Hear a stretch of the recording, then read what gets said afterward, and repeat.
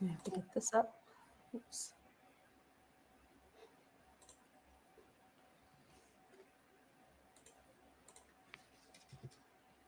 What's up, everybody? Mnar Adley here. We are doing an urgent live stream today to talk about the crisis in Lebanon. This is the Mintcast podcast. We are doing this live on YouTube and on X. And this live stream will be available, obviously, after the live stream is over on our YouTube channel and on Spotify and all of your favorite podcast channels.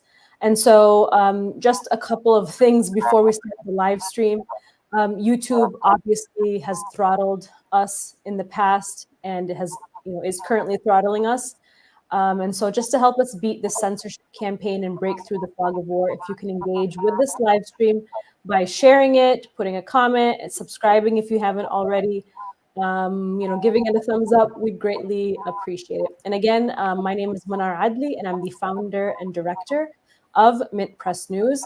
And I'm going to ask my guests to mute themselves right now because there is some background noise. So if you girls can mute yourselves until I get the intro done, I would greatly appreciate it. Okay, so just to give some context about what we're going to be talking about today, not only is Israel bombing and committing genocide in Gaza, but it's now ramping up its violence against Lebanon.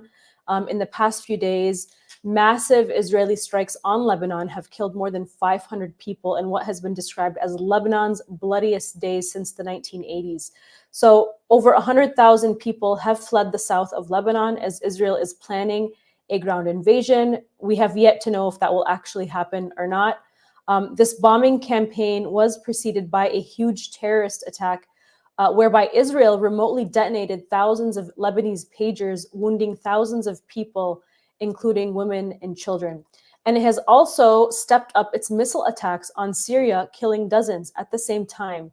Israel's intentions are clear because we've heard statements coming out of the Israeli government from people like Minister of Diaspora Affairs, Amichai Chikli, who called for the Shia enemy population of South Lebanon to be expelled and announcing a buffer zone to be created on the border. This, of course, is a textbook definition of ethnic cleansing. And then we have here this completely disappointing and, if not dangerous, framing by the pro-Israel, pro-war, bloodthirsty Western corporate media, which has framed this conflict with this, pretext that Hezbollah is the aggressor, firing rockets, and that Israel is acting in self-defense, without the context, of course, that Israel is a settler colony that was created by the United States and Great Britain in historic Palestine, and it has a bloody history of invading, attacking, and occupying not only Palestine, but Lebanon and Syria. Now we have Iraqi resistance groups that have launched drone attacks on Israel's Eilat port. This is, of course, very significant because this is the same port that Ansarullah bankrupted through the Red Sea blockade. And so Israel is taking a lot of hits for this. And it is also rumored that Russia also shot down Israeli drones in southern Syria. We don't know that for sure, but these are the rumors that we're hearing from people on the ground. So to help us break through the fog of war and understand the bigger picture of where Israel's war on Lebanon is headed, we are joined by two guests, both whom I consider my friends and colleagues, Marwa Osman and Batool Subeiti. Marwa is a journalist, university lecturer, and TV show from southern Lebanon. She had to flee her home these past few days from the south because of Israel's recent bombing. Batool is an energy engineer by profession. She's an anti-war activist and political analyst based in the United Kingdom. Thank you, ladies, for joining me today. Thank you so much for having us. It's a pleasure. It's a pleasure being here, Mnar. Thank you for having us. Well, it's an honor to have you both right now. And, I wish we could talk about, something more uplifting. But I know that this war has affected you both personally. Both of you are from southern Lebanon. And, I want to start by talking with you, Marwa. You've had to flee your home. You've shared with me that you've had family injured. what exactly is the mood on the ground in Lebanon right now? I mean, we've seen intense Israeli bombardment, killing hundreds of people and injuring more. Tell us, what is the mood right now? Do you feel like people are supporting the resistance even more, or are people disuniting? Well, first of all, thank you for having us, Mnar, and thank you for shedding light on the massacres that are being committed by Zionist Israel against civilian people all across Lebanon, not only in the south, but also in the Beqa, and yesterday also in the north as well, in Jbeil and in Kisarwan. Um, the morale on the ground is absolutely inversely proportional to what Zionist Israel is doing and trying to do Marwa, to the public. I'm so sorry to interrupt you, but there is so much feedback coming from your end that we're having a hard time understanding you. Do you have headphones that you can use for this interview? I can get them. Yes, you can talk to Batool until I get mine. Okay, if you can mute yourself until that moment. I'm so sorry. I didn't mean to interrupt you. We want to hear what's happening, but we can't understand what you're saying because of the feedback. Okay, so Batul, let's actually just, let's go towards you, Batul. Yeah. Oh, I don't know. Or maybe the feedback is coming from you, Batul, because now she's muted and you hear something from you. Okay, Bismillahirrahmanirrahim. Can you hear me? Is it clear? Yeah. Yeah. Absolutely. So ultimately, this is a price that needs to be paid. And I'm grateful that the Lebanese people are willing to sacrifice. There can be no free Palestine without shedding blood when the entity that you're facing is such a criminal, bloodthirsty, ferocious occupier.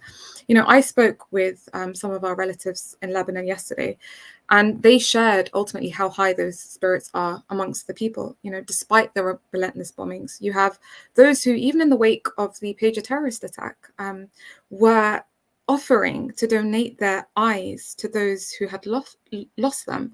You have Christians who are opening their mosques and opening their homes to the Muslims. The people are chanting on the streets, "This is all for you, Gaza. We fail in comparison to your sacrifices."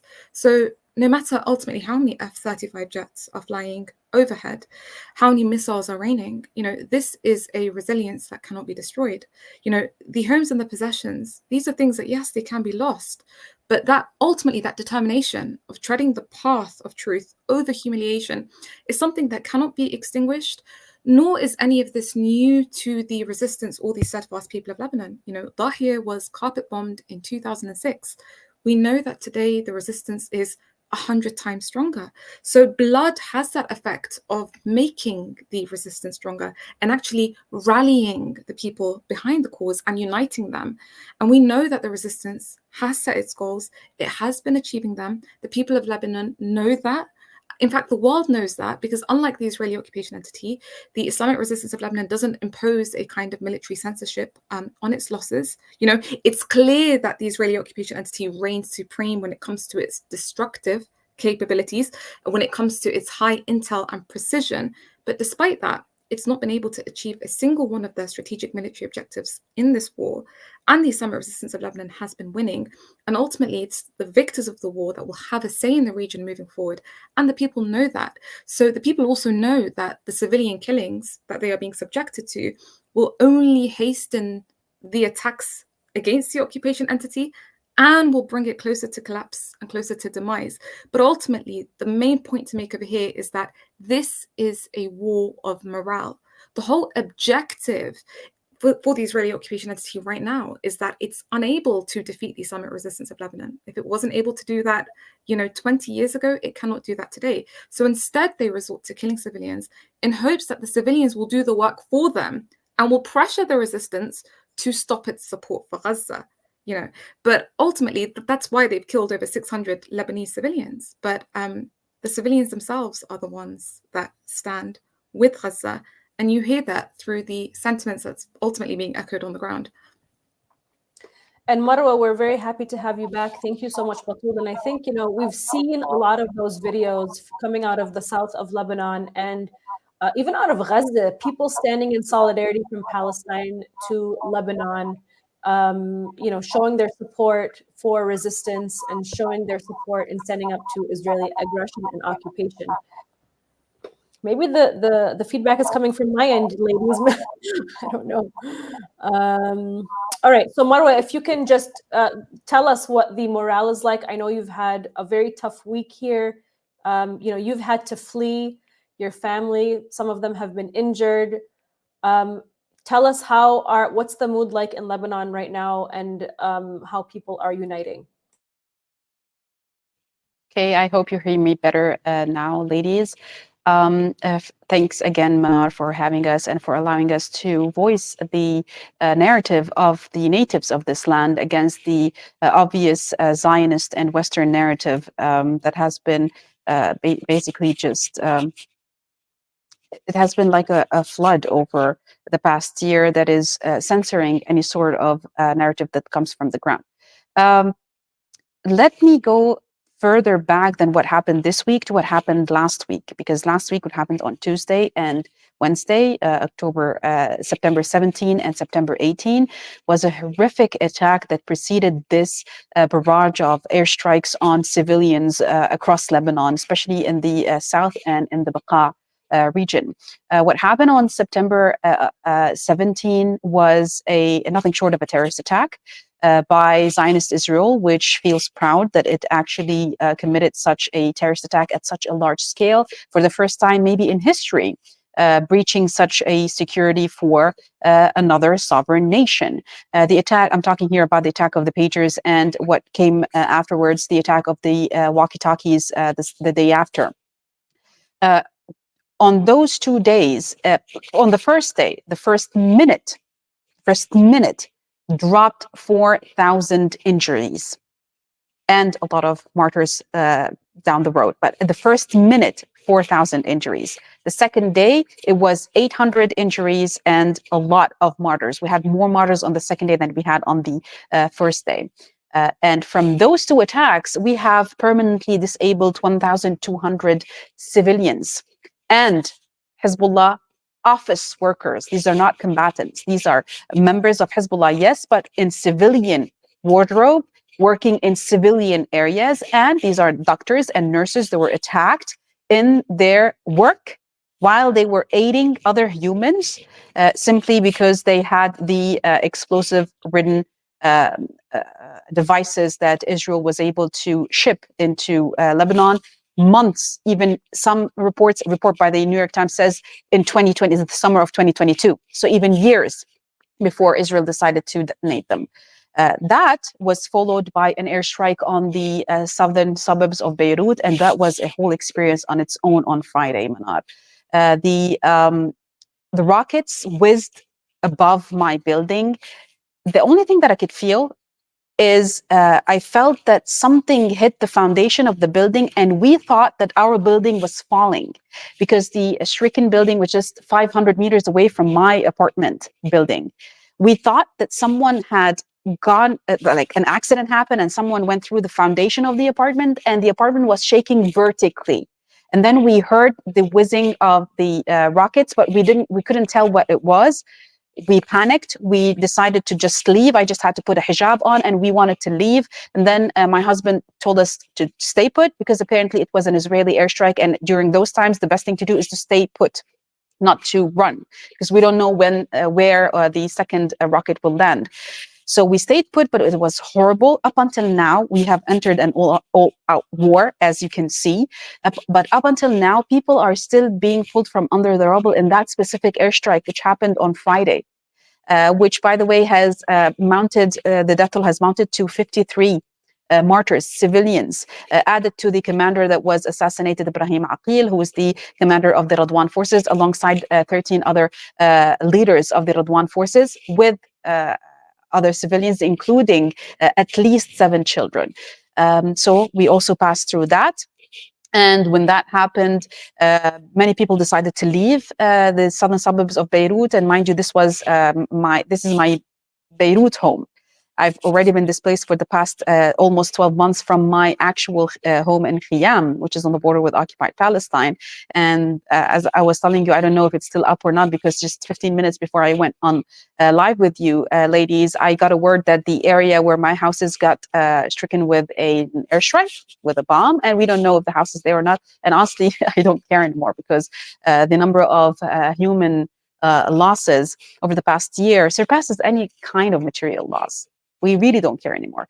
Fast forward to what happened starting on Tuesday with the bombardments. We can say it was a bombardment. It was a wave of unimaginable, unprecedented violence on South Lebanon. Horrific. The number of airstrikes that were landing on humans in less than 36 hours, it surpassed 1,200 rounds of airstrikes. Can you imagine the number? Can you imagine the number of tons of TNT and explosives that landed on the hands of entire families that were lost over the past 2 days because of Zionist Israel, because they are telling their people that they are trying to take out Hezbollah's capabilities, Hezbollah military capabilities. But at the end of the day, Hezbollah, as Batool was saying, is never shies away from announcing their martyrs with their names and photos and even their aliases and where they were born and which village they are from, unlike the Zionist Israeli entities, occupation forces, who hide their casualties. We are proud of our martyrs. And if you look at the numbers, it's relatively similar to the number of martyrs that fall on usual combat days, but the number of civilian losses is immense. The last was, as per the conference made by the health minister, Firas Al-Abyad, it has surpassed 600 martyrs. So you can imagine the number of people, and it has surpassed also at least, I think that the last number that I read was 1,500 injured. It might be more, because as we speak, there are now new rounds of airstrikes on Baalbek in the Biqa region. So as we speak, people are losing their lives to the Israeli entity genocidal war machine. All of that is uncomparable to the morale of the people on the ground, because I've been in direct contact with the displaced people. I'm displaced myself, but I am very lucky to have good friends everywhere that many people offered to give me their homes. Thankfully, that the Lebanese community came together despite the differences in their political views. They did come together at these very harsh times. And I was lucky enough to have a safe place for my family. But it's the community that you need to look out for. And that's what we've been doing day in and day out. Of course, a lot of work on the media, but on the ground, people needed safe houses, people needed mattresses, people needed food, water. They needed to get to a safe place fast. People needed medical attention, medicine, and whatnot. Every time we talk to these people, every time I get a phone call, it begins with Allah yansur shabab. May Allah, in His mighty capabilities and mighty power, save and protect our men. This is how they start. If you talk to people who have lost their houses, they say, "Fada al-muqawami." Everything for our resistance is okay. We can give more. We can sacrifice more. If you talk to people about their losses, they say, "We've been watching Gaza for the past 11 months and we don't know how to help out. I think we have not lost enough to help out." This is the morale on the ground. Some Westerners might listen to this and think that we're crazy people, but it's not about being mentally unable to surrender. No, it's about visualizing victory, being able to see victory within your own eyes, because you trust your resistance, because it is that same resistance that brought us back to begin with. Lebanon was under occupation for 18 years until the resistance liberated the land and made way for the people to go back and rebuild their homes, rebuild their businesses, and live peacefully for decades in that area, especially the area which is north of Litani River. You hear how the people are supporting the resistance and saying words like, as long as our resistance is okay, then we are equally okay. It's fine. We can sacrifice. We can rebuild. If families are lost, they are martyrs. They are in a better place. This is something that Israel doesn't understand, cannot cope with. And I deeply believe that the settlers cannot reciprocate. what the Lebanese community provides with its faith, with its resilience, with its support to its resistance. On the contrary, they're not asking Hezbollah to back down. They're asking Hezbollah to use more Qadir missiles. It's absolutely incredible to hear and see the courage and the resilience of the Lebanese people in the face of Israeli settler colonialism. I think a lot of people watching, of course, people who follow MIT Press are aware and understand that Israel is a settler colony in the Middle East on the land of historic Palestine. But the media does not see it that way. They know that's the case, but to continue to arm and fund this, settler project, the media continues to flip the narrative. And so, Batool, I'm curious to know, Israeli officials have claimed that these attacks are part of a strategy of escalation through de-escalation, meaning that only by amplifying these attacks can they achieve peace. This line of reasoning seems obviously nonsensical. What is the point of all of this for the Israeli government? What is it hoping to achieve here? Absolutely. The Israeli occupation entity, I think first it's important to clarify that it's not a monolith. So there are sheer and utter contradictions within those top decision makers themselves. So for example, you have the camp of Lapid to Benny Gantz to Gallant to Netanyahu to Ben Gvir to Smotrich. You have the likes of Yair Lapid, Benny Gantz, who have actually been calling for a ceasefire and echoing the American strategy. And that is one of ultimately de-escalating. This was for all the months that were passing. And that's for one reason and only, not because they're not genocidal and not because they don't want to wipe Palestinians off the face of this earth, but ultimately because they don't see it within the Israeli occupation entity's own interests to continue a war that is failing. And they know that a war is not won by the capability to cause mass destruction, which is all that we've seen. It's won by not allowing your enemy to achieve their goals. And so now, if we look back to what those goals are, we know that the Israeli occupation entity aimed to do two things since the start of this genocidal onslaught. It put down as its aim, number one, to dismantle the Gazan resistance. Number two, to recapture the hostages through war. Number three, to divide Gaza and the Lebanese fronts. And this is quite important for them to do, because ultimately the reason that it is not able to defeat, one of the strong reasons why it's not able to defeat the Gazan resistance on the ground is because they've had to station their elite military battalions in the northern front. They've had to station them there because obviously the Islamic resistance of Lebanon in the northern front is quite strong and sophisticated. And so that unity of the fronts is a big threat to them, because imagine if they didn't have to deal with the northern front. They would have stationed all of their troops and all of their capabilities and capacities would have focused on Gaza, ultimately, which would be their ideal scenario. They would defeat the Gazan resistance, and then their strategy would be to go towards the northern front and then deal a decisive blow towards the Islamic resistance of Lebanon, and then churn it out into this regional war. That's the way that the Israeli occupation entity would ideally plan it. But it's the unity of the fronts that has enabled them to not defeat either one of the resistances. And that's according to the Israeli occupation entity's analysis, obviously. But we know, since 2005, right? That's when the Israeli occupation entity had to unilaterally withdraw from Gaza. The reason it had to unilaterally withdraw from Gaza in the wake of the Second Intifada is because they couldn't withstand the resistance attacks back then. How about now, when it's a lot more sophisticated? Or if we're talking about the Islamic resistance of Lebanon, they failed in their objectives to dismantle the resistance in 2006. How is that possible today? So ultimately, to divide the Gazan and the Lebanese fronts was one of their core objectives, which again, they failed in. And number four, to relocate the settlers in the north. So to offset the effect that the Islamic resistance of Lebanon has had in the north. So all of these aims have ended in failure.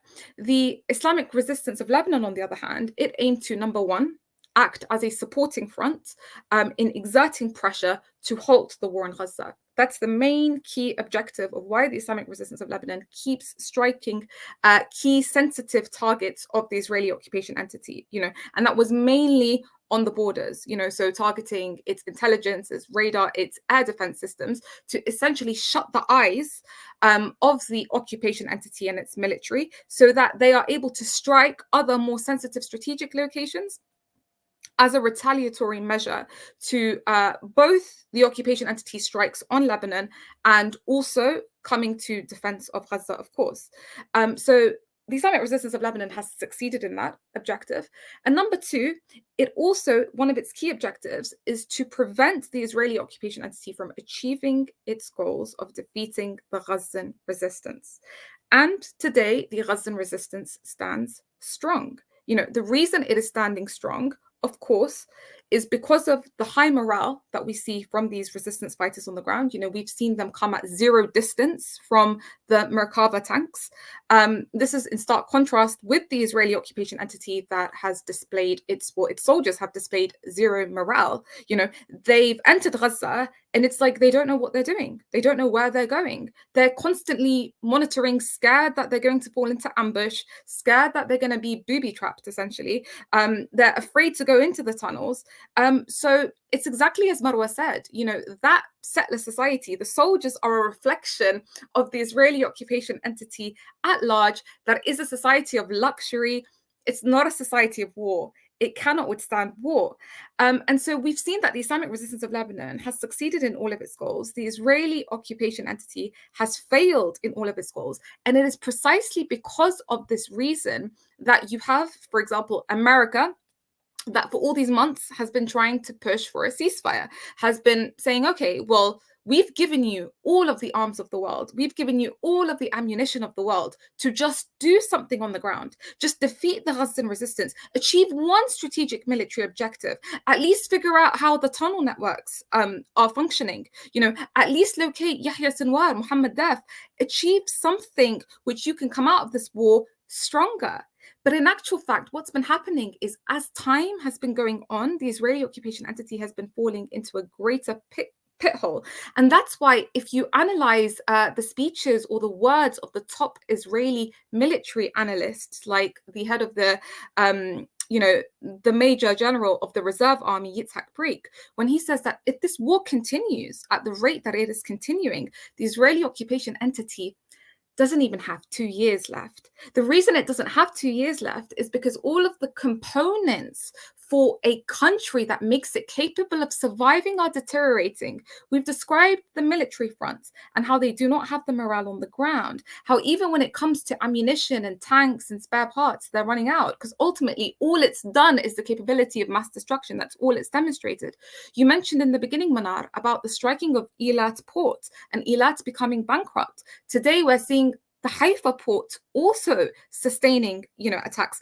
That's where the majority of Israeli imports and exports happens. It's either through these ports or it's through land from Egypt or through Jordan. So we know that also in a state of risk, an economy cannot thrive if there is that risk factor. You have companies that won't want to invest anymore. We know that the Israeli occupation entity with time is becoming a pariah in the global sense, which means that companies will start thinking, if we deal with this entity, we're going to be blacklisted.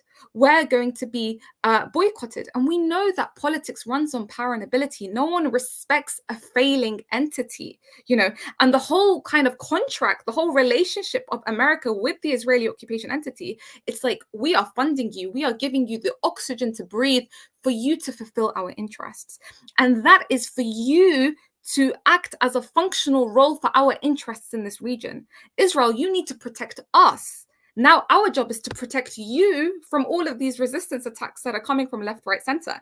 And if this blows out into a regional war, then all of our own military assets in the region are in jeopardy. But then it begs the question of why is America not pressurizing the Israeli occupation entity to then de-escalate?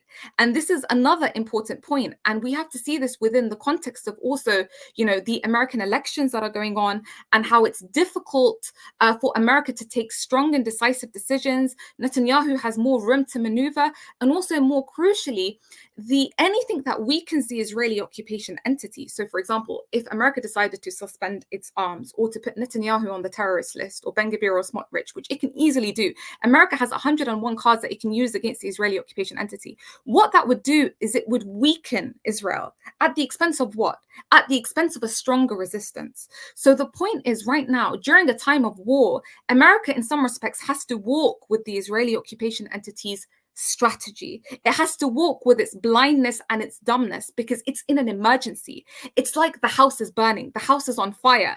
You can't deal with the dirt that's in the house. Like Netanyahu signifies the dirt in the house. They'll deal with the dirt later on. Accountability for Israel's failures will happen post-war.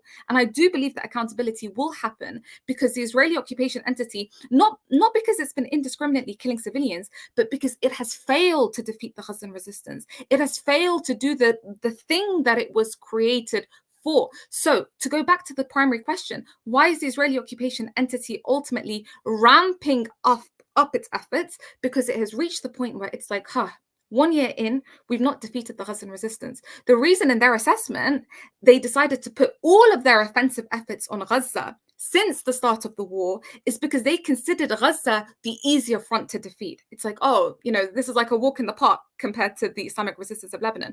But then when the northern front has been bleeding them and has gotten involved, they were forced, as I mentioned, to place their elite battalions there to confront them.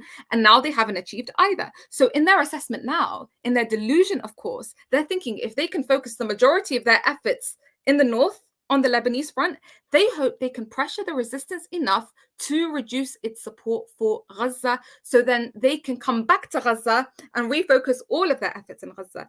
But we know here is where the psychological war against Lebanon is so important for them. They're not going to be able to defeat the Lebanese resistance because they don't even know where their launchers were.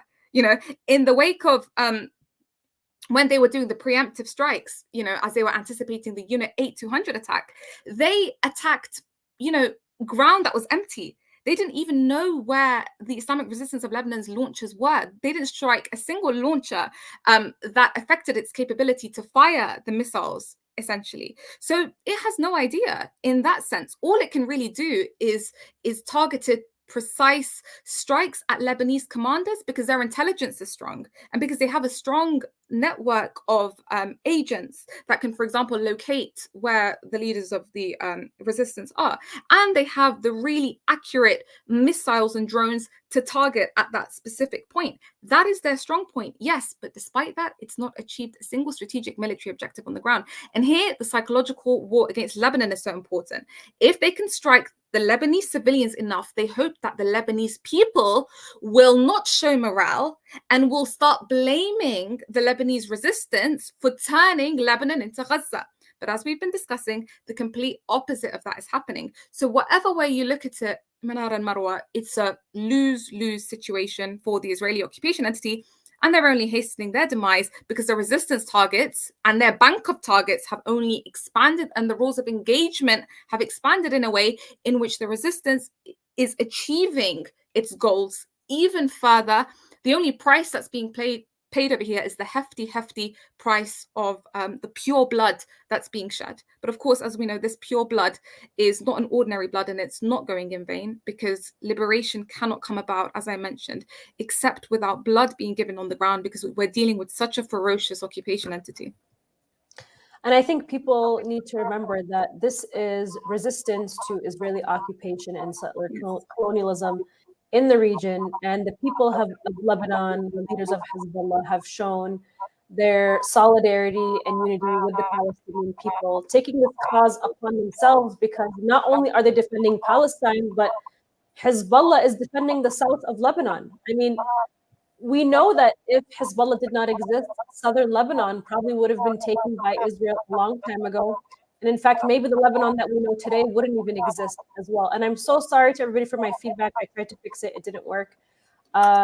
So I was going to just read off something. So hopefully I won't have too much feedback. All right, so I want to talk more about the ports, or not the ports, the ports, yes, but I want to talk more about the statement that has come out of the Israeli Minister of Diaspora Affairs, Amikai Shikli, I don't know if I'm pronouncing his name correctly, but he specifically called for the Shia enemy population of South Lebanon to be expelled. And so it's very clear that Israel has named the enemy to be the Shia enemy population. And I find this to be very interesting because if we look at the neighboring Arab countries, why hasn't Israel declared Egypt an enemy state or, enemy population, or Jordan or Saudi Arabia or the UAE or Morocco or Turkey? Because many of these countries are working directly with the state of Israel to aid them in the genocide, literally. And so today we know that 5 miles of aid trucks are lined up at the Rafah border, and Sisi could open up that border, but he won't. Instead, Egypt has dedicated 5 ports off of the coast of the Mediterranean Sea for cargo ships to supply Israel through the Ashdod port. And right now, Egypt is supplying Israel with $331 million worth of exports. And that's 3 times more the amount than it was in 2021. And the reason I wanted to mention these things is because a lot of Palestinians and people around the world are confused as to why, only Lebanon or only Hezbollah in the region, not the only, but the closest to Palestine, are helping Palestine and Gaza. What are all the other countries up to? Well, because thanks to the Abraham Accords, they are working with the state of Israel. Because of the Red Sea blockade that has bankrupted the Eilat port and is working to bankrupt other ports where Israel is shipping out and receiving exports and imports, Israel-linked cargo ships are arriving in the UAE to unload their goods. Trucks then transport these goods through the UAE and Saudi highways to Jordan. They eventually reach Israel via the Jordan River crossing. And then we also know that during the Arab Summit in Riyadh, the Access Assistance, which are the countries of Bahrain, Saudi Arabia, the UAE, Morocco, and Jordan, all voted against the oil embargo against Israel. And they voted against limiting U.S. airspace for Washington to ship weapons to Israel. Now, I have a lot more to say, but I'm concerned about my audio echoing here. So I'm going to stop there and just take this to Marwa. Were you guys able to understand what I said? Yes. Yes, 100%. Yeah, go ahead, Marwa. Tell me your reaction to this statement about the Shia population being the enemy, while all of these Arab neighbors are basically in bed with Israel, assisting in the genocide. Yeah. Well, it's been 1 year of genocide on Gaza, and the enemy was supposedly the Sunni population of Gaza. Now, it's suddenly the enemy, the Shia population of South Lebanon.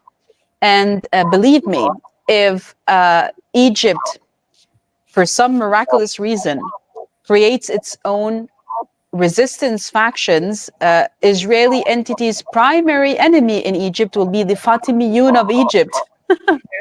And if the Jordanians decide to resist, it will be the Muslim Brotherhood of the Jordanians. Similar to how, for example, the Alawites are the main supposedly enemies of Israel in Syria, despite the fact that the Syrian Arab army is a majority of Sunnis. But they know how to use those sectarian differences to incite hatred amongst the Arab populations. But what they have been doing over the past year broke literally more than 30 years of paid propaganda, 30 years of inciting terrorism against the same nation, Arabic-speaking Muslim nation in the so-called Middle East, in West Asia, and in Greater Arabia as well. It all just crumbled when they started killing with impunity the babies of Gaza, the women of Gaza, destroying Gaza. To rebuild Gaza, you need at least 15 to 18 years to rebuild what was there before October 7. When you look at it, when you look at the vast amount of destruction, and Gaza is just 360, I think it's 362 square kilometers, which is like nothing if you compare it in size to the West Bank or even to South Lebanon for that matter. And yet they were able to continue the bombardment campaign against the people of Gaza in a way that even their own allies at one point said, whoa, stop. We are talking about certain political officials or governmental officials in France, for example, or in Italy or in Spain that were voicing their concern and their dismay, if you will, at this ongoing genocidal campaign. So it's only normal that Israel names Shias as their main enemies and targets, despite the fact that all of Lebanon at the moment is in solidarity with the people of South Lebanon and of Beqa, trying to help out and calling on the resistance to protect Lebanese sovereignty.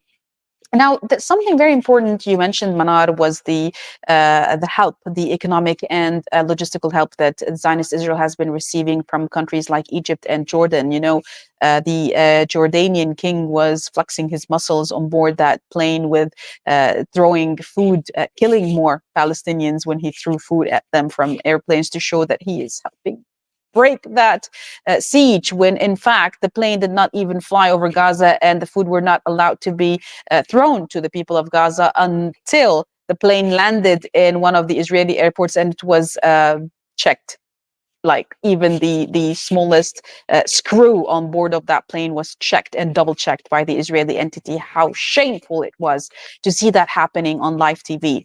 Also, you have the shameful act of the Egyptian government and its president in not allowing aid to pass into Gaza. If you look at the reports from the from the UNRWA and the UNHCR, talking about the lines and lines of convoys where food is going bad and rotten on while waiting for it to enter. And if you look at the route, if you think that if they open the Rafah border, the trucks would just enter, no. The trucks are being obliged to drive from the Rafah border all the way to the eastern border between Gaza and occupied Palestine near Ashkelon. And then there they have to be checked.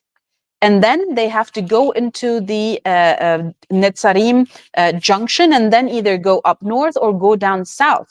You know how much time that route takes? 61 days. So that's 61 days plus the months of standing in that convoy of aid on the Rafah border. So we're talking about more than 3 to 4 months for an aid truck. If you want to send an aid truck, let's say you are a group of activists in the UK and you decide to help out Gaza, you send an aid convoy today. They will receive it 4 months from now if it ever goes through and if the food doesn't go bad.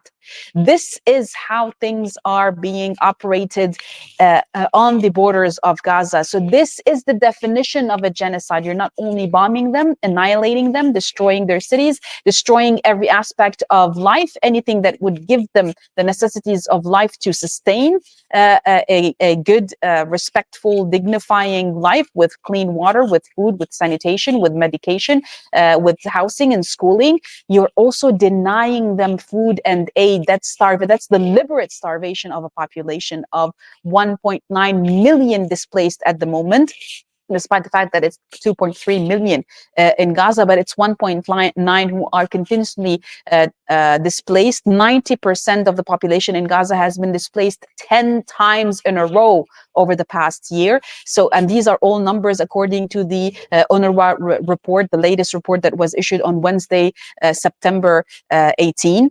And I actually had a chunk of that on my show last week on Expose. So that is just simple statistics of how Zionist Israel operates when it fights the people that it wants to uproot from their land, to steal their land. And it doesn't really care if she throws them in the nearest sea or the nearest desert, or just opens up craters with 2,000-pound bombs for them to be buried under the desert sand. What Israel wants is to kill with impunity anywhere, everywhere, while everyone else just shuts their eyes, shuts their mouth, and says, Israel has the right to defend itself, when in reality, Israel does not even have the right to exist. So I just want to make sure you guys can hear me now. Yes. Give me a thumbs up. All right. I just MacGyvered my way back in with new headphones and a different mic. So there's no feedback this time, right? Sorry to say, there is feedback. Oh no. Okay. I don't know what to say anymore. It's not as hard there. I'm not quite sure. Let's see here. I really want to fix this because I did have some things that I want to. Oh, here we go. This is why. Okay, can you guys hear me now? Yeah, that's better. Much better. That's Okay. amazing. Yeah. No feedback? No. Okay. All right. So I just want to piggyback on what Marwa was saying about some, and I kind of missed, I'm so sorry, some of the things that you said because I was unplugging and plugging my microphone. But I did want to talk about a couple of countries here, and I apologize if this is repetitive. Marwa may have mentioned some of these. But we do know that 40% of Israel's energy needs right now run through a pipeline from Azerbaijan through Turkey to Israel. And so Erdogan announced a halt to trade with Israel this last year, but in 2022, trading between Israel and Turkey has reached $9 billion annually. And so with this 40% of Israel's energy needs that runs through this pipeline from Azerbaijan through Turkey, that means that Turkey has the power to cut that pipeline off. But Erdogan won't. He does give a lot of strong words of condemnation for Israel's actions in Gaza. He does give a lot of words of solidarity with the people of Gaza, and then also with the Hamas resistance group as well. But I think that actions at this point speak louder than words because we have a literal genocide happening. And so we also know that thanks to the Abraham Accords, the Saudi Arabian backed group named Affinity Partners owns a stake in the Israeli company Shlomo Group. Guys, I hear feedback. Is that from me still? Yeah. Oh my goodness. I'm so sorry. I give up on this. But let me just No finish this last thing. So the Saudi-backed group Affinity Partners owns a stake in the Israeli company Shlomo Group. During the conflict in Gaza, the Shlomo Group contributed trucks and military equipment to the Israeli military's Shaldag and Maglan units, as well as food packages for the IDF. So I'm going to pause there again. I think I have one other thing that I need to unplug. So Batool, let's go back to you, Batool, to talk about, I want to kind of give us a more broad perspective about what's happening with the Iraqi resistance and Yemeni resistance in response to Israel's genocide in Gaza. The Iraqi resistance groups has launched attacks on Eilat in southern Israel. Can we expect more involvement from these forces now that things have escalated with Hezbollah?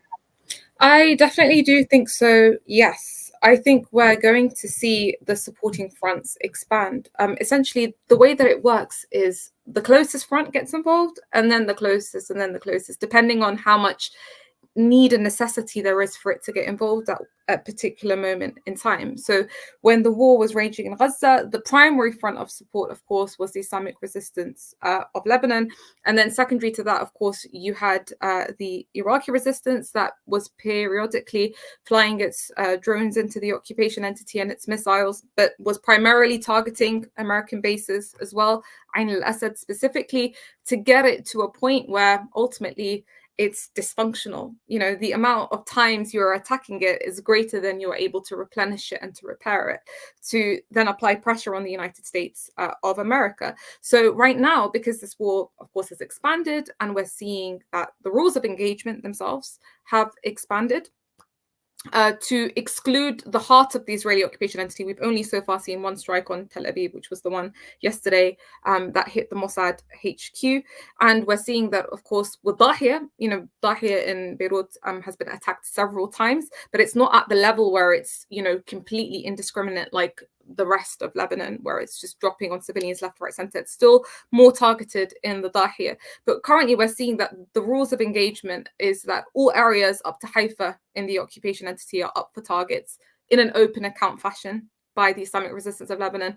And likewise, all areas in Lebanon, excluding Beirut, are being attacked indiscriminately.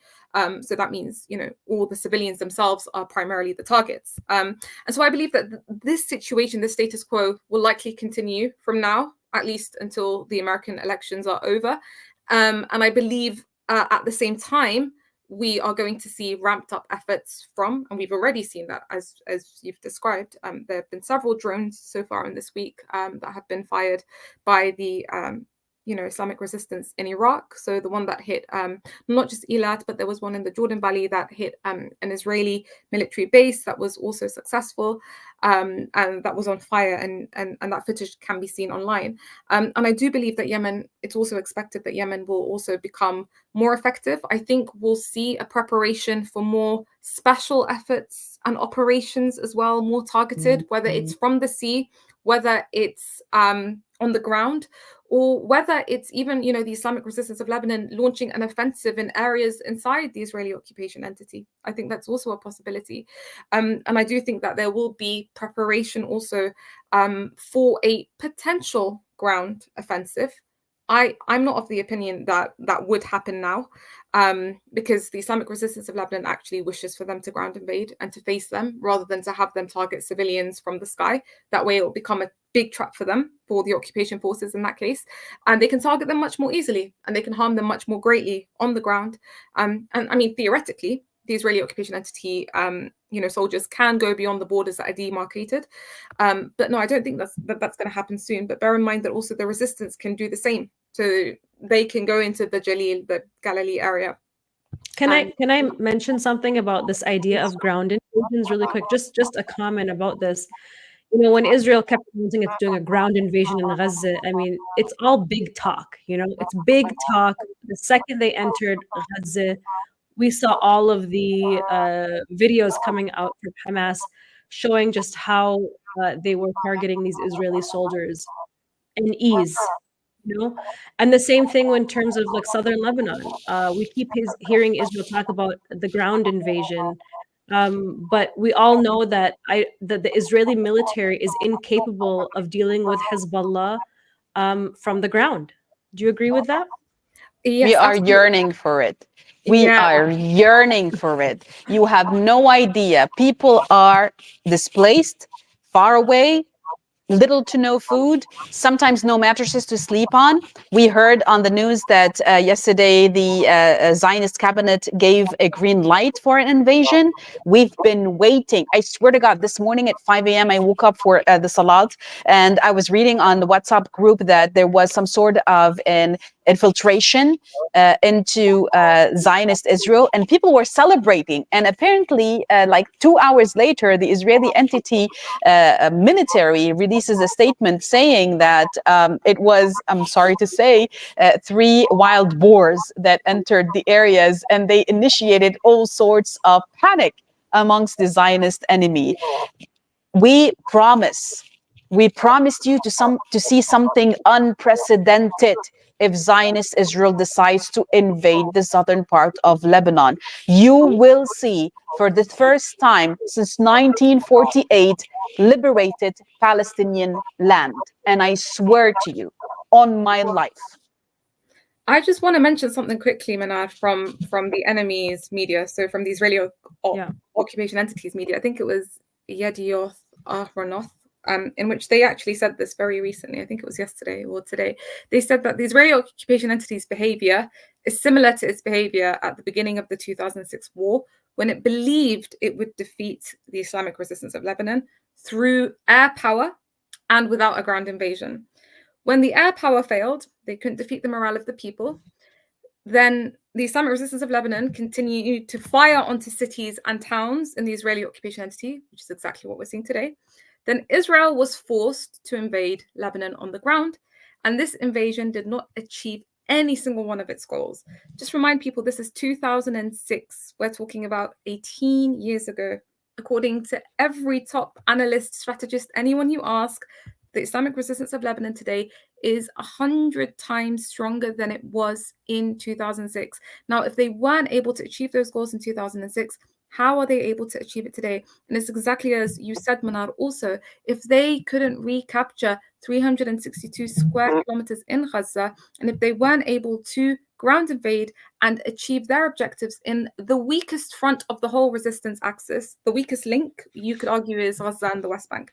If they weren't able to secure it there, how on earth would they be able to secure it in South Lebanon? So I do think it's sound bombs. I think it's sound bombs to kind of provide some reassurance for its very rattled settlers. As we know, hundreds and thousands of them are fleeing to bomb shelters, especially in areas like Haifa. But unless they're asking for suicide, I don't know.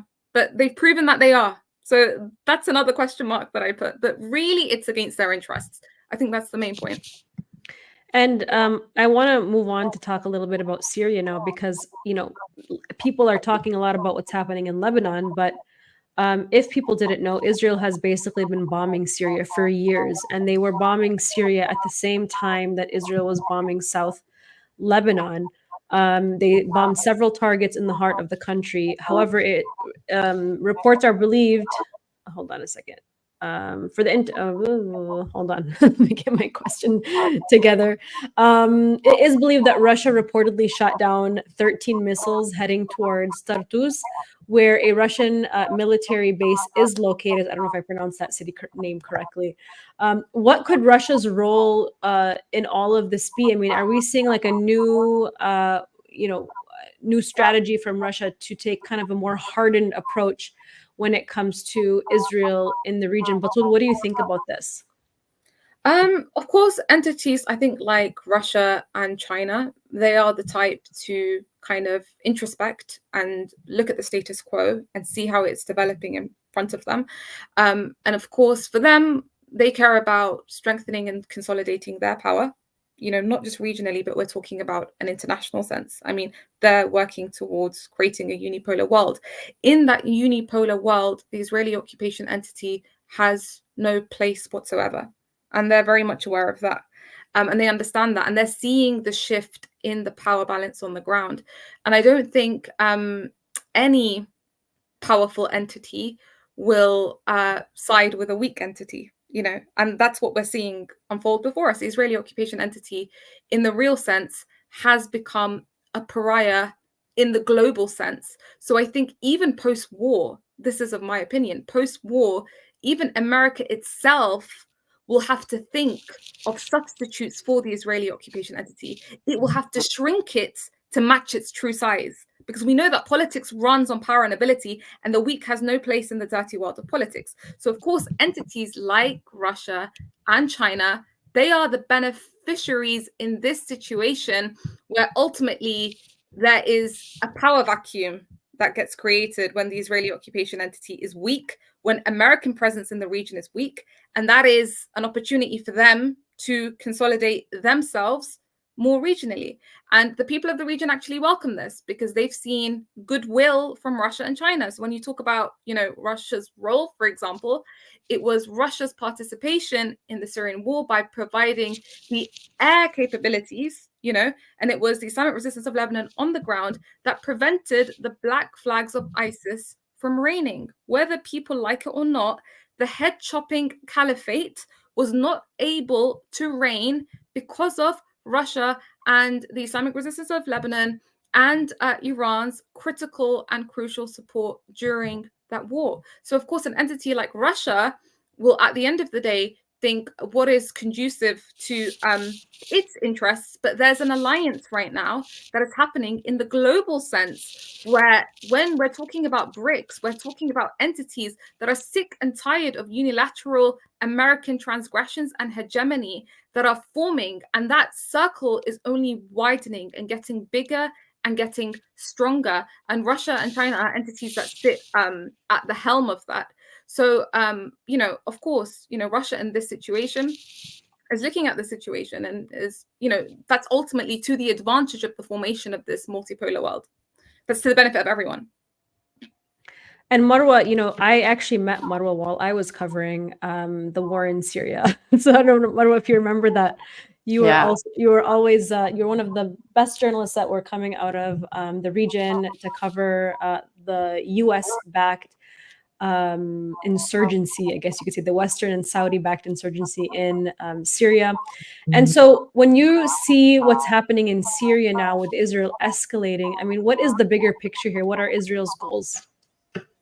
Well, Israel's most major goal in this specific round is to make sure that the Syrian Arab Army does not get involved to try and take advantage of the situation and try to liberate the occupied Golan Heights, or at least allow its allies to use the front in the occupied Golan Heights to launch strikes and launch a war against Zionist Israel in support of Lebanon. So Lebanon opened the front to support Gaza. We might see a new front being opened in support of Lebanon and Gaza from the Syrian side, not necessarily by the Arab army, by the Syrian Arab army. It could be by the resistance factions that were born throughout the global war on Syria over the past 13 to 14 years, because there has been national defense forces that were trained by the by resistance forces and by the Syrian Arab army itself, that are taking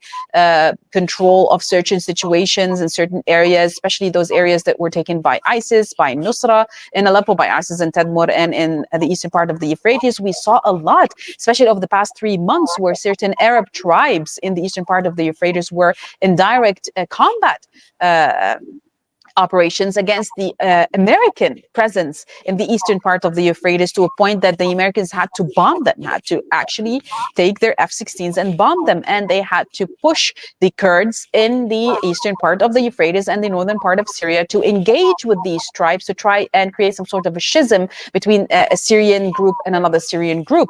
But that also failed. Now we are seeing new polls from Daraa coming again.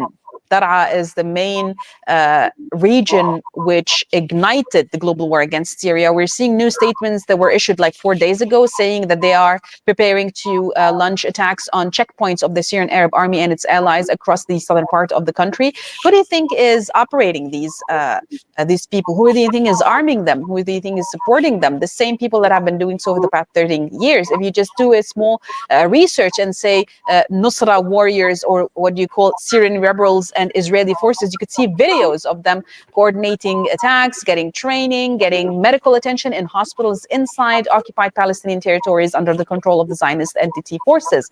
So it is Israel again trying to create some sort of a if you will, something to just take the attention away from the Golan Heights, because they know if they get a third front open, it's the end for Zionist Israel. At the moment, they are looking into how they want to get themselves out of this conundrum that Netanyahu pushed them through by attacking Lebanon in this way and prompting Hezbollah to start bombing Tel Aviv, like you saw yesterday morning at 6 a.m. when they used the Qadr ballistic missile to target Tel Aviv. And we're talking about a missile that has a warhead that's over 500 kilograms of warhead that's 500 kilograms of TNT, of explosives. So you can imagine what that can do to a building, to a security intelligence arena that Hezbollah in a statement said that it had targeted in Tel Aviv. So can you imagine if this kind of ballistic missiles start flying into Tel Aviv and other areas of occupied Palestine, also from the Syrian side, from the Golan Heights front? It would spell the end of Zionist Israel. So that's the main concern at the moment, which is why we're also seeing all these lies about having hundreds of thousands of Yemenis being imported into Syria and trained in order to enter in a ground invasion into Zionist Israel.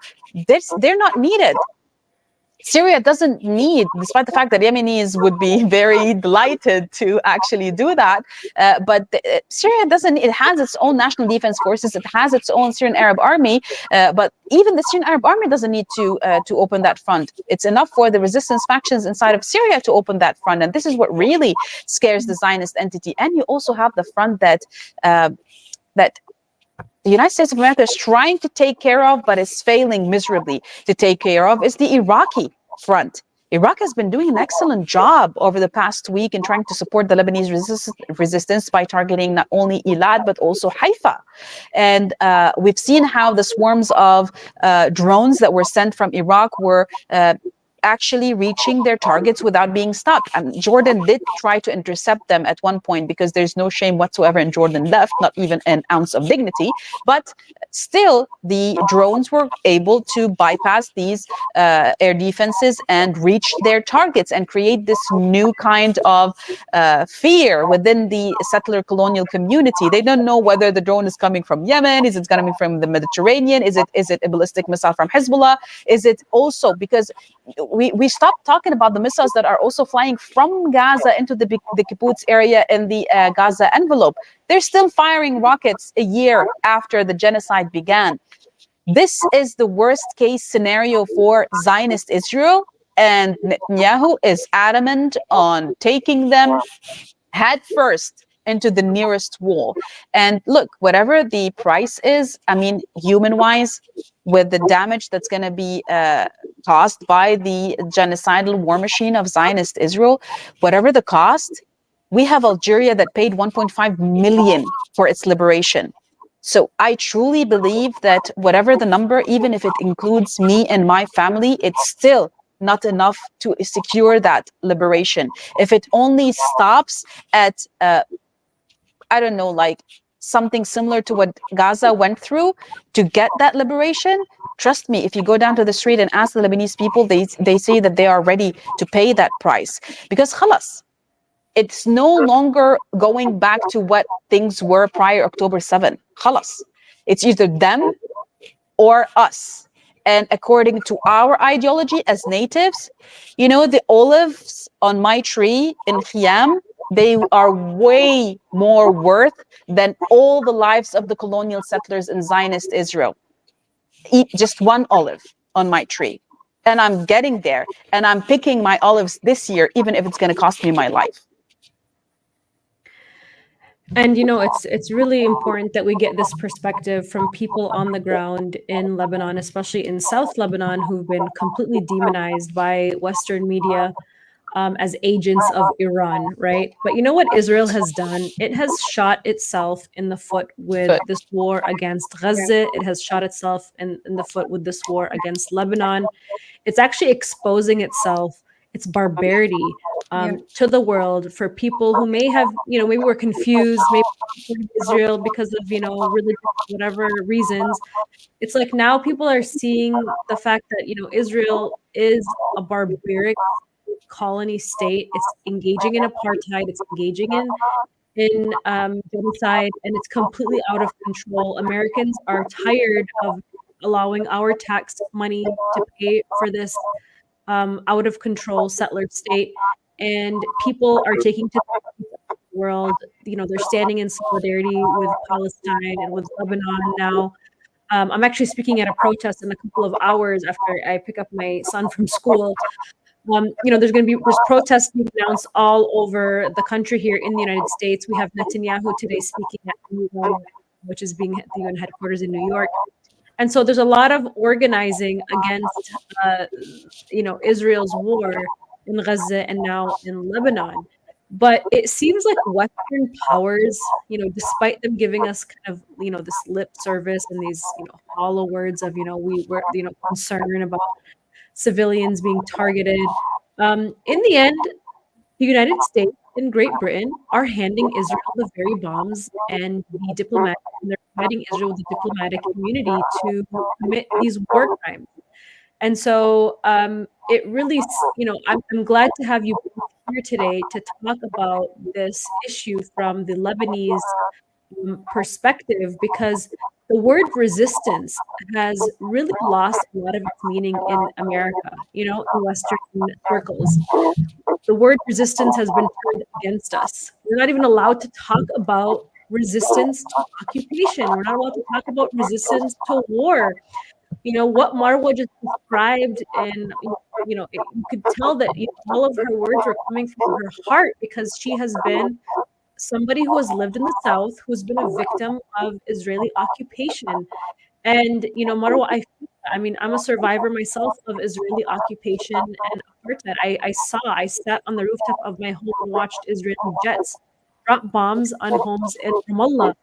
And so the things that we have seen as survivors cannot be unseen. And so we are, the kind of conversation that we're having here, by the way, on this live stream is the kind of conversation, unfortunately, would get us censored. Right? We could be jeopardizing right now our entire channel because of the things that we said today. And using this platform to speak about what does resistance actually mean, because right now Hezbollah is labeled as a terrorist organization by the United States. Hamas is labeled as a terrorist organization by the United States. Ansar Allah has been designated as a terrorist organization. I can't remember if they removed them or not. But Everyone. Everyone is a terrorist except the terrorists themselves.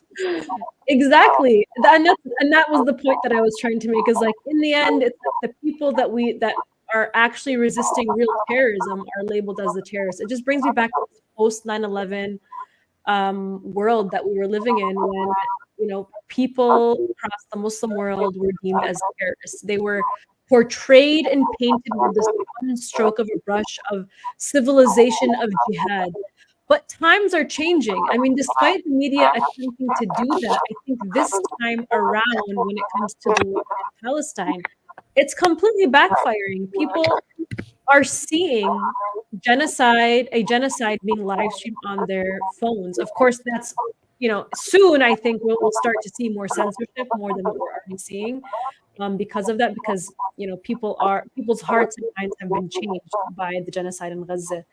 And they're questioning here. I mean, I can only speak for Americans as an American, but like, people are questioning here in America, like, why our taxes are paying for these wars.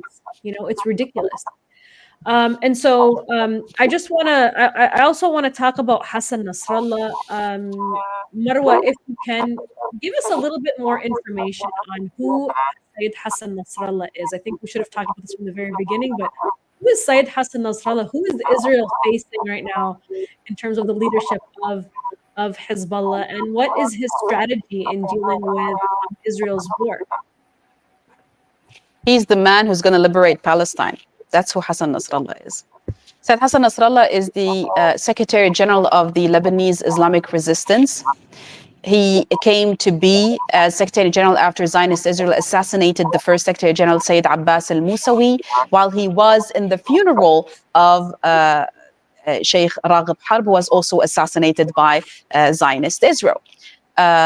When they assassinated Sayyid Abbas al-Musawi, they thought that this was the end of Hezbollah, and that was 1992. And everyone else in Lebanon were devastated because that man was not like no other. And you need to watch documentaries and learn and listen to him speak to understand what I mean. Because he was the man that brought Hezbollah out of the sectarian bickering inside of Lebanon and into the real struggle against Zionist Israel for liberation. And that man has many speeches that needs to be heard, Sayyid Abbas al-Musawi, by the public to understand the essence and core values of Hezbollah. Sayyid Hassan Nasrallah was a 30-year-old man when he was elected by the by the Shura Council of Hezbollah to become the Secretary General. And everyone was asking, who's this 30-year-old man who's going to take control of this resistance in Lebanon, who's supposedly fighting off Israel? There's no way that he can make it. And within months, this leader had the qualities of a commander in his blood, to a point that within 4 years, he was able to bring up the resistance capabilities with the help of his friends in Syria and Iran to unprecedented levels, which basically pushed Zionist Israel into committing massacres and genocide in 1996. And that's when I stopped being a kid. I keep talking about this because I was 8 years old when this happened, and it was the first ever bullet that I've heard. We were on vacation in Lebanon, and it happened in April 1996, and I saw the first body in my life on live TV, which was a 7-month-old baby without a head being pulled from under the rubble in Qana, in the Qana massacre, and he had his small little pacifier hanging from his wardrobe. And for me, that was horrifying. And Sayyid Hassan Nasrallah took the resistance after 1996 and the horrors that we saw into unprecedented levels of professionalism and made it the only power in the Arab world, in the history of the struggle, in the Arab-Israeli struggle to liberate land in the year 2000. That's 4 years after 1996. So in 1 decade after Sayyid Hassan Nasrallah took over the leadership of Hezbollah, he was able to liberate all of the northern part of the Litani River from the hands of the fascist Nazis of Zionist Israel, with the pure blood that was spilled by the natives in Lebanon. People start asking, who is Hezbollah? Hezbollah is the teacher. Hezbollah is the carpenter. Hezbollah is the person who changes your tires. Hezbollah is the nurse. Hezbollah is the doctor. Hezbollah is the teachers. Hezbollah is the female and male teachers. Hezbollah is the female and male associate professors. Hezbollah is the female and male engineers. You name it. It is the community that said, we want a second job. We want to be resistance fighters. This is who Hezbollah is. This is who Hezbollah is. And with that effort, Hezbollah was able to garner so much strength that in 2006, with the surveillance that they had and with the intel that they had, they knew that in August, Israel was preparing for a full-scale war on Lebanon. So they initiated the kidnapping of the 2 soldiers in order to ensure that they have something to swap with our detainees in the Israeli entity detention centers. And that's exactly what happened in the 2006 war. And Lebanon came out victorious out of it. And we saw at least 2,000, at that time, 2,033 days, martyrs falling. That's exclusive from the number of martyrs that fell for Hezbollah. We're talking about 2,000 civilians here and more than 5,000 injured across Lebanon. Obviously, the complete destruction, the utter destruction of the southern suburbs of Beirut and swaths of land in Beqa and southern Lebanon. We came back, we rebuilt. We are now one of the most powerful non-government resistances on the planet. And when I say we, it's community and resistance. I am not part of Hezbollah. I don't have a paper that says I'm part of Hezbollah, but I'm part of the support community, the environment that supports Hezbollah, because why wouldn't I support them when they liberated my land, gave blood and sacrifice, and allowed me to be free in my own land, buy land, build a house, raise my children in my land until Zionist Israel decided to start a genocide against the people of Gaza and Sayyid Hassan Nasrallah stood up. The very first man, it was October 8th. I was in my house. It was 6:45 a.m. and we started hearing the bombardments of the resistance against Zionist Israel. Yes, we started the first shot and we are proud of it. Zionists keep telling us, you started it. Babe, you came here in 1936. We're just taking our land back. This is what we're doing. And we're doing it in the leadership of Sayyid Hassan Nasrallah. May God protect him. May he show us and lead us the way into a liberated Al-Quds, inshallah, and the liberated Palestine. This is the man who said no to imperialism, no to colonialism, who said no to imperial powers creating havoc and wreaking havoc in Syria, because Syria is the backbone of the resistance. He said no to the killing machine on Gaza. He said no to the Saudi killing machine on Yemen. He is the only Arab who had the dignity and the faith to say no to all of these imperial powers at the time when the strongest, most powerful economically in the Arab world just became pawns in the hands of the empire. Batool, before we wrap up, did you want to add any final words? Yes, just one quick thing with regards to the question, Mnar, that you asked about the resistance, I guess, strategy.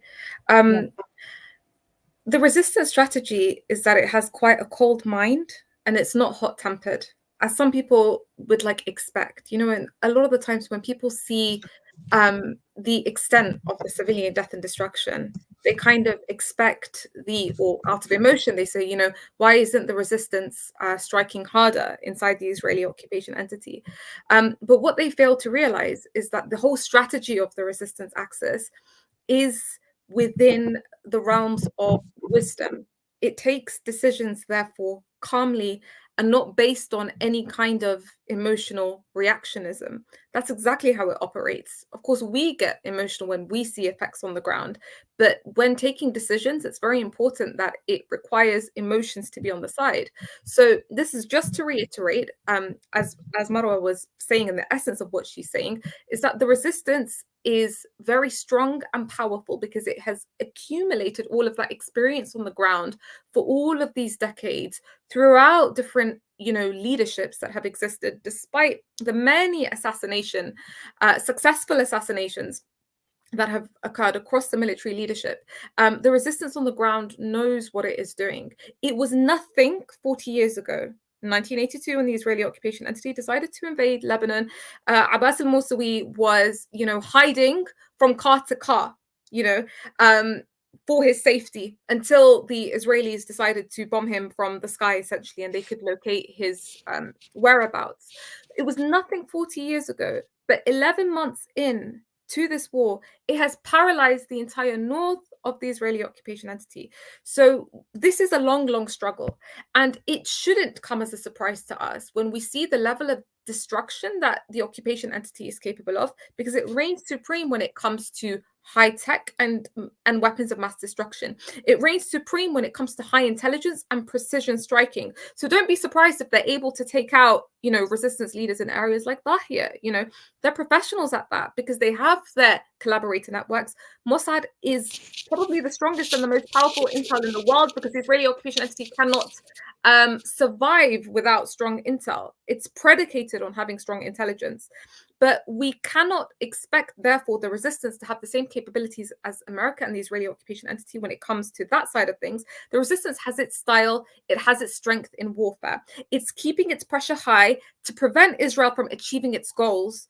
Meanwhile, with time, it is increasing its capabilities. So that's on the practical side. Well, And then, and Batool, really quickly, just because this context is really important. I think Israel, like you said, and its Mossad are really good at showing how strong they are on the international stage. But in with the assassination, for example, of Ismail Haniyeh in Iran, but those assassinations that they conduct are more of like a PR thing on an international stage, when in reality, like you said, like on the ground, they actually don't have the capabilities of defeating like the entire of South Lebanon. But sorry, I didn't mean to interrupt you. Yeah, go ahead. 100%, absolutely. It's what it's capable of doing is dropping bombs from the sky. Absolutely. Yeah. Because it has the high tech. It has all the weapons of mass destruction in the world. Exactly as you say, it's unable to fight on the ground. If it was able to locate Yahya Sinwar, for example, in Gaza, if it was able to locate Mohammed Daf, from the military side of the Gazan resistance, you could say that that is a strategic point of success for them. But they're unable to. They're able to take out Haniyeh, exactly as you said, in Tehran. They're able to take out Aruri and Dahia because these are open areas, Mhm. and it's not difficult for them to know where they are. And so because there's the capabilities of the resistance on the ground, which is making it strong, but also the very important aspect that we've been discussing across this podcast, which is the morale that's undefeated, which means that Israel can never achieve their goals. It's enough for us to see today that the United States of America has to deploy its USS Truman, for example, its warships into the region to protect the Israeli occupation entity. Which have failed so far, but which we saw the Houthis basically dropping ballistic missiles on and making them incapable of protecting the Zionist entity. Exactly. But the point is over here that you see the strength of the resistance capabilities when you see that America has to bring all of its warships to the region just to anticipate the Iranian strike. This tells you how strong the Iranian deterrence is, that they've been standing on one leg, on one knee, so to speak, for a whole month, anticipating, when is Iran going to respond? When is Iran going to strike? Since the end of July when Haniyeh was assassinated until I think it was like September the 7th or 8th, when America told the Israeli occupation entity, we've been here for too long. We've been on standby. This is costing us too much, So we need to have that sense of awareness that many targets are within the resistance's abilities. It doesn't show all its cards in one go. The Israeli occupation entity is the type to, on the first day, kill 500, to commit the worst kinds of gross, heinous massacres because its war is a war of fighting and seeking to defeat the morale of the people because it is unable to do anything on the ground. So that's the crux of it. Thank you both for joining me today. I mean, I'm just so impressed by both of you Lebanese women. Batool, I'm glad that you're safe. You are based in the UK right now. Marwa, our heart goes out to you and your family. We are praying for your safety and the safety of all of the Lebanese people. And I'm just so inspired and in awe of your strength and your courage and your resilience. And may we learn from you what resistance Trust looks me, like. it's just trust in the resistance that's what it is, and it's trust in Allah subhanahu wa ta'ala that whatever Allah subhanahu wa ta'ala has in for us in the future, we're okay. نحن راضون. We are okay. We are satisfied with whatever end for this struggle comes. We are satisfied because we know we are going to be victorious, whether in this life or in the hereafter, inshallah. And those are very strong words. I mean, it's hard for people that are American or live in the West who are, living in a consumer society and a capitalist society to understand that kind of concept, because we are just being fed with so much propaganda and things to keep us satisfied. Whereas the people who have lived under war have seen that, what life is like with their water cut off, with their land being taken away. They've been able to live with so little and realize that this world is really nothing. It's better to live with honor and humility than it is to and I live think with Gaza has brought us back home over the past year, and when I say home, back home to the real faith by their resilience and their unimaginable spirit and faith in the face of this genocidal war machine. So we learn, and we now are learning firsthand right here with the bombs that are falling, and we couldn't be happier that we are sharing these moments with Gaza despite the sorrow and the pain, because at the end of the day, what is this life really, Mnar? It's just a speck. It's nothing. You need to understand that it's nothing in order to accept the loss and then move on dignified, happy with what you have achieved so far, and hopeful that your descendants, your kids will, inshallah, in the future make way for greater victorious objectives and victorious times and eras, inshallah. And it's conversations like these that remind us, why the West is so afraid of Muslim women who are resisting occupation. I mean, both of you have spoken so eloquently about the history of Lebanon and Palestine. And it's really been an honor to hear and listen from both of you. I look up to both of you. So thank you, ladies, so much. Thank you for having us. Of course. And we are going to wrap up this podcast. For everybody who's watching, thank you so much for being here. We're going to continue to do more live streams as the crisis in Lebanon develops, and hopefully we can see an end to this violence. But thank you all so much, and we'll see you soon. Bye-bye.